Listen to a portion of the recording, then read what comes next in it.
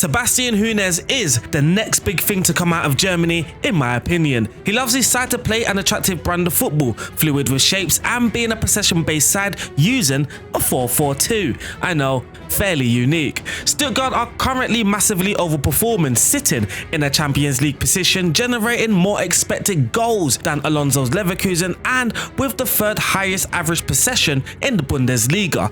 In this video, we will break down why the ex-Bayern youth coach Sebastian Hoeneß tactics are the talk of the town. We will also recreate his style of play in Football Manager as heavily requested. So, without a further ado, let's get stuck in.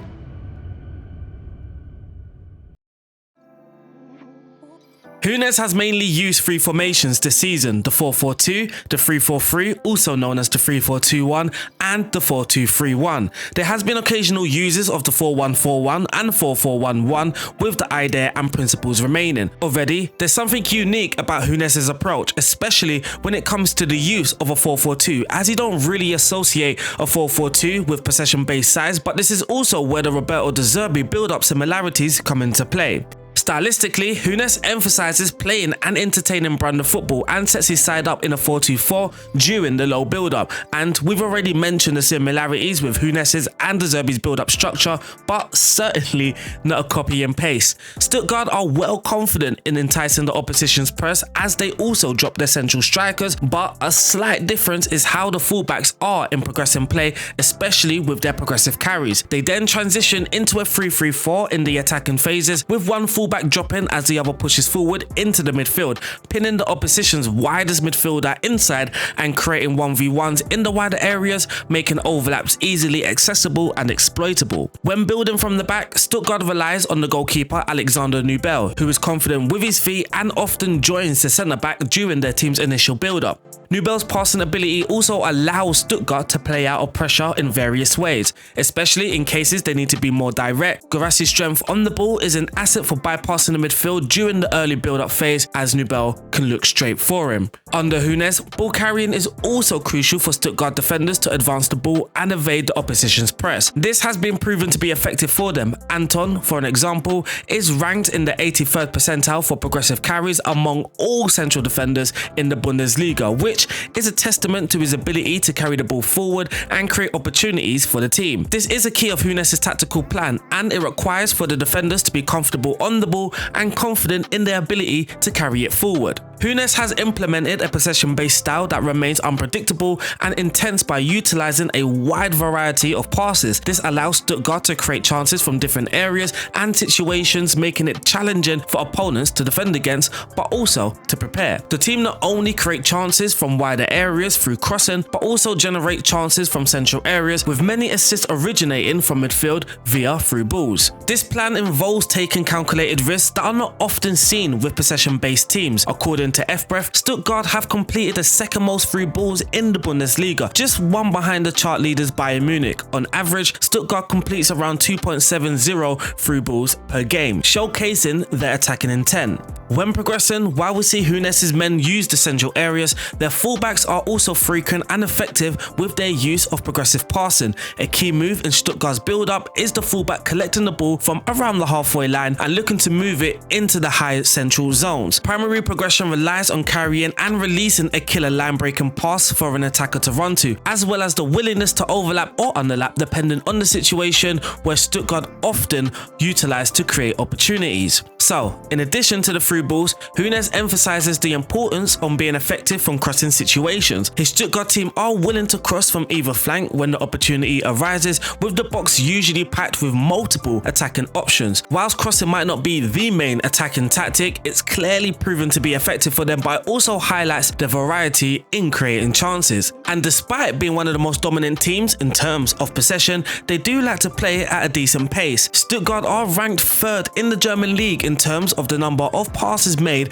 per sequence. On average, they make 4.33 passes per sequence. Only Bayern Munich and Bayern Leverkusen have managed to make more passes per sequence than Stuttgart. Stuttgart, though, they don't compromise on directness. They are a team that know how to inject direct speed in certain moments to exploit the opposition spaces quickly. Guirassy is an outstanding player whose impact on the game extends far beyond just his goal scoring abilities. His exceptional mobility, agility and acceleration allow him to effectively run the channels and move quickly and easily around the pitch, making him a constant threat to the opposition. His physical prowess is also impressive as he uses his strength and power to dominate defenders and win aerial duels. Guirassí's technical skills are also admirable, enabling him to control the ball, dribble past opponents and deliver passes, playing a role of somewhat a complete forward. As we all know, Guirassí is a clinical finisher. Führich plays a crucial role in providing precise service to Guirassí, whether it's delivering the ball to his feet or setting him up for headers. Once the ball is in Guirassí's possession,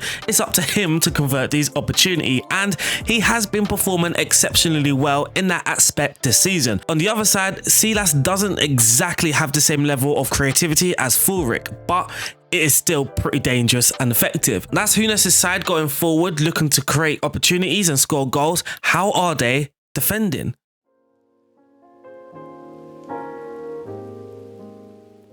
In their defensive phase, Stuttgart can adopt a more conservative approach to pressing, away from the high-intensity pressing commonly associated with top Bundesliga sides and possession-focused teams. Not to say Stuttgart don't high-press and press well, but Hoeneß has no problem in taking a more pragmatic approach depending on the opposition and match situation. During matches, it is common for the team to adopt a back five whenever necessary. They often use a mid-block defensive structure, which prioritizes central coverage and looks to force the opposition wide away from goal or backwards again away from goal, where then Stuttgart can push up as a team and then look to recover the ball high. Their PPDA, passes per defensive action, is at 12.2, which is the fourth most intense press in the Bundesliga, showing there is still somewhat aggression within their pressing.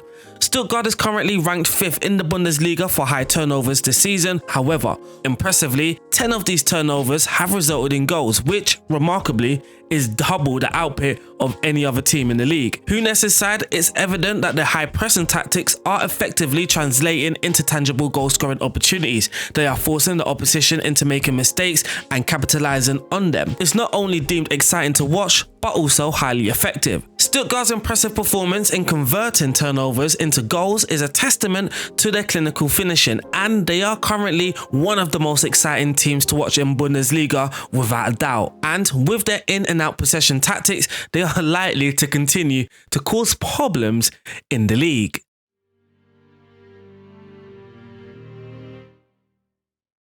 Before we start ripping this Hoeneß tactic apart, I'd like to give a huge shout out to my patrons. A massive thank you. Every single sign up massively helped. You will get some bonus content, some tactical talk, but admittedly, my favorite thing to give you is the bonus content. Whatever tactic I'm working on, my patrons do get a first look.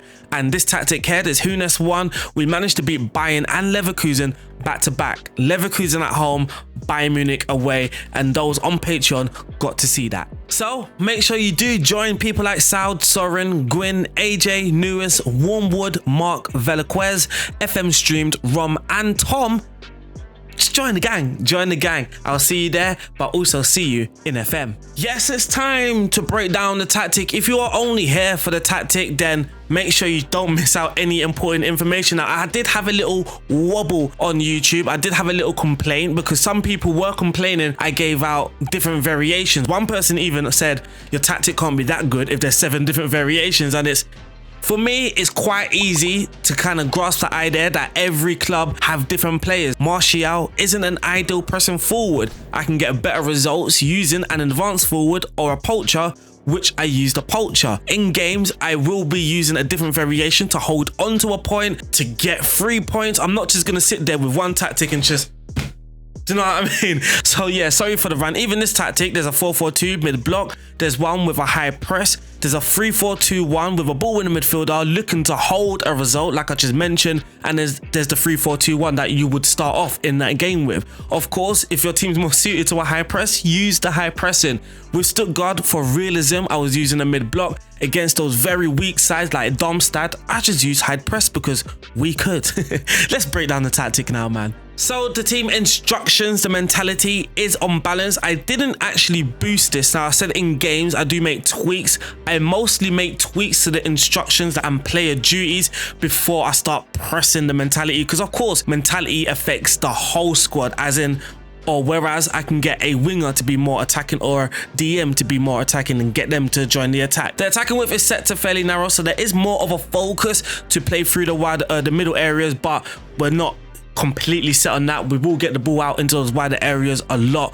Approach play, pass into the space. I mentioned about the through balls. It's going to be very important to look to get the ball into the space, but that also encourages forward runs. We are looking to overlap on the left and overlap on the right as well. Again, I mentioned the overlaps in the tactical analysis. It's a fairly important part to Stuttgart's tactics, and we are going to play out from the back. Passing directness shorter with a standard tempo, so we're not too fast and we're not too slow with our possession in the final third. Mixed crosses, because we do want to sort of use the ability of Guirassy and Undav in the air and run at the back, run at the defense, because again, ball carrying is important. When possession has been lost, we are looking to regain the ball back quickly, and this is going to help us be a possession based side. So when we do lose the ball back, we're going to work hard as a team, try and win the ball back to be in possession. And then when possession has been lost, we don't have any instruction here. Goalkeeper in possession, he's going to look to distribute the ball to the centre backs and take short kicks. Now my idea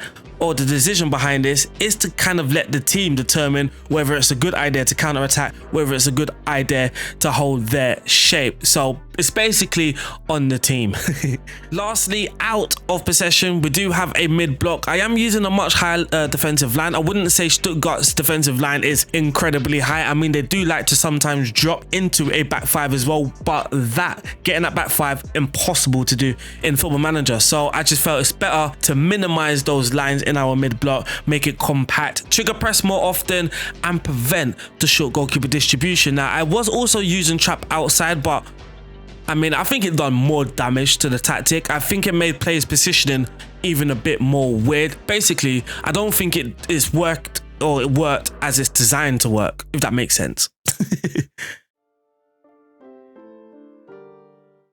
The player roles, duties, and their instructions in goal. We do have the sweeper keeper, no added instruction, but it's important that sweeper keeper's on attack because it allows him to play with the ball at his feet. The fullbacks, the left back is a fullback on support. I did mention how important they are in progressing the ball. So the left back is going to take more risk and dribble more. When it is Ito, he sort of plays a hybrid of a left-sided centre-back, but also a left-back. So in early build-up phase, he's more narrow and a part of the back three. Hence why I've got hold position and sit more narrow, because I don't want him to roam with anybody else. I just want my left-back to do what I want him to do. But as we do progress further forward, of course, we do have the overlap, allowing him to get further forward. At the back, two ball centre-backs, two ball playing centre-backs, dribbling more and tackling harder. The right back taking more risk, dribbling more and staying wider. He's going to stay wider because the right winger is sitting more narrow. So of course you're going to get one sitting more narrow and the right back sitting more wide. And to get that 3-3-4 shape in possession,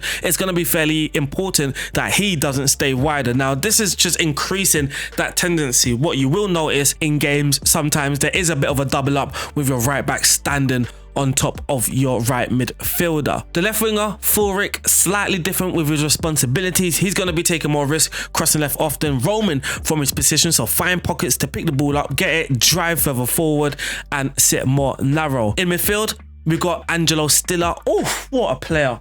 What a player. Now, honestly, this guy receiving the ball and progressing the team forward is immense. We've got a deep line playmaker. I would say he's actually more of a Roman playmaker. He does get further forward. He does make runs of Guirassy as well. We've seen him a couple times in 1v1 situations, but in Football Manager the balance is better with the DLP, and then with the DM as well, he's pass a short, tackle harder. Lastly, up top, Guirassy, complete forward on support, and then for Undav we have a pressing forward on attack. Now for the 3-4-2-1, we have a back three. The team instructions, we have a back three. The team instructions are slightly different now. We're more focused on being a counter-attacking team. So for the team instructions now, we are operating with a slightly higher tempo. In transition, of course, counter-attack. Out of position, we are in a mid block and with the trigger press on much more often, but the defense line has now dropped. The back three, we have the 2 ball playing defenders doing the exact same thing, but the middle central defender is a central defender on defend doing absolutely nothing out there.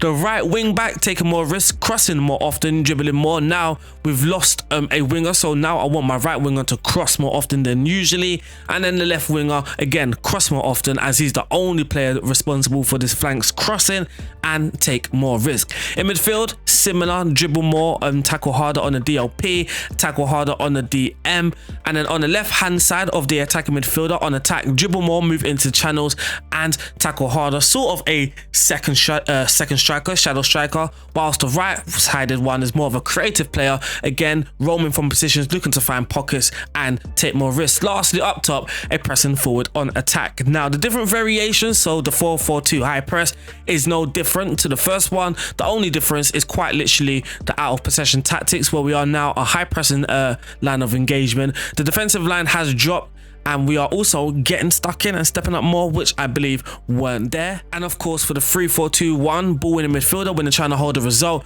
the only difference is a ball winning midfielder on defense. I didn't change any instructions. I didn't feel there was a need to. Maybe you guys can find a new nice tweak to make.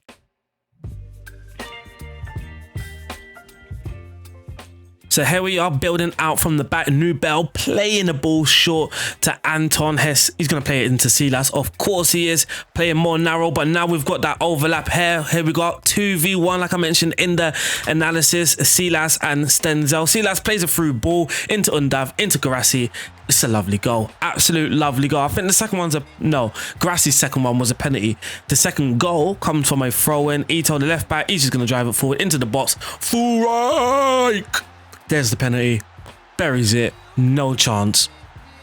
And then for the last goal, it's another throw-in with Stenzel throwing it into Silas and Furak at the far post. Throw-ins, we scored a lot. This game wasn't really a 6-0 win. I mean, you can see statistically, we created, or our expected goals is 2, but we actually scored 6 goals. Here's Anton on the ball, so I'm just going to wheel it back a little bit. I think my centre-back gets the ball and starts running like a madman. Here he is. He's going to bring the ball forward.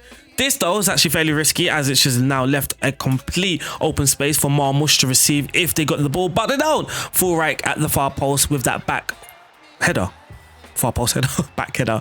Oh, lovely. But he pulls up. He pulls up. My centre-back wins the ball, pulls up, but Silas gives it to Undav, and he absolutely smashes it. I believe Undav's finishing 17 on this game, which is very, very high. Here comes the third goal, so they head it out.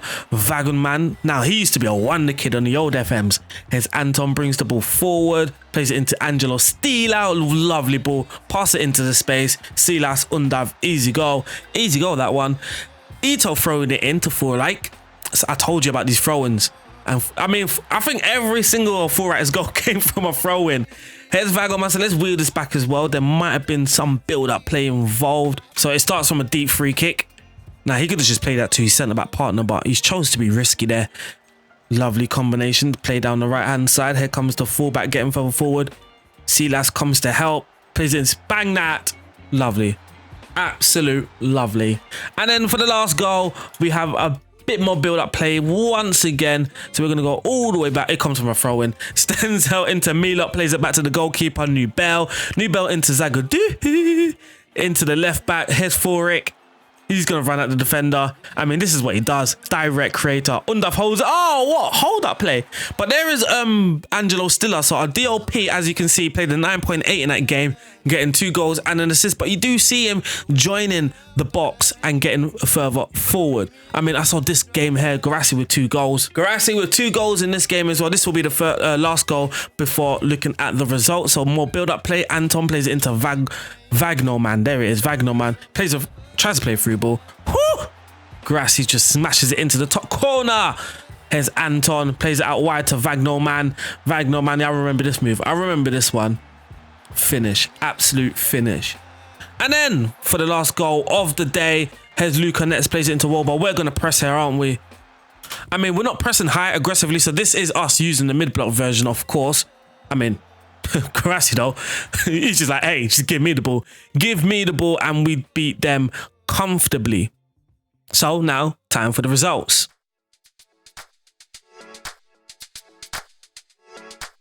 Surprising results in the Bundesliga. Stuttgart won the league, playing 34, winning 25, drawing 4, losing 5. Now let's actually go back to the results, because you're going to see at the start of the season, look at this. Look at this form at the start of the season. I'm like, yeah, this is too good. A few 1-0 results, but it was sort of around this game here. Augsburg is where I thought it was a 1-0 game, but I thought, okay, I feel something's falling off. And then you can see with the results, it was a little bit more inconsistent, but we still got some nice wins, like a 4-0 and a 6-0. Also looking at the table, Dortmund and Bayern Munich done horrible. I mean, Bayern Munich drew 9 and lost 6 games. Absolutely outrageous. But statistically, we scored the most goals with 70. We had the most shots for. Not the best defense in the league, but hey, we done well there as well. Most possession, very disappointed with this stat, if I'm totally honest. 50%, we was looking for a lot better. There's some games where you're holding about 60-70% of the ball, and then there's other games where Bayern Leverkusen are just knocking it about with their defenders. Of course, you in the mid block aren't going to be pressing high to try and win the ball back, so it's just a sort of thing of you being patient, waiting for them to make a mistake, rather than you pressing and try and win the ball back. I know, fairly annoying, but it's what comes with using a mid block on Football Manager. Defensively though, we did have the best conceded goals record in the league. Unfortunately though, that wraps up today's video. There's no other current results. If you want to see some other results, then make sure you click on the link for the tactic, and then it will be on my page, because I've just recorded this after I've quite literally just finished this. So if we do go and check the game status, quite literally just finished the season. Last saved 7th October, around 3 hours ago. I finished the season, and then boom, straight recording. But that does wrap up today's video. Don't forget, make sure you check out the Patreon if you want to support the channel. I'll see you guys soon. Stay safe. God bless. Peace out. Boop. And shout out to my Patreons.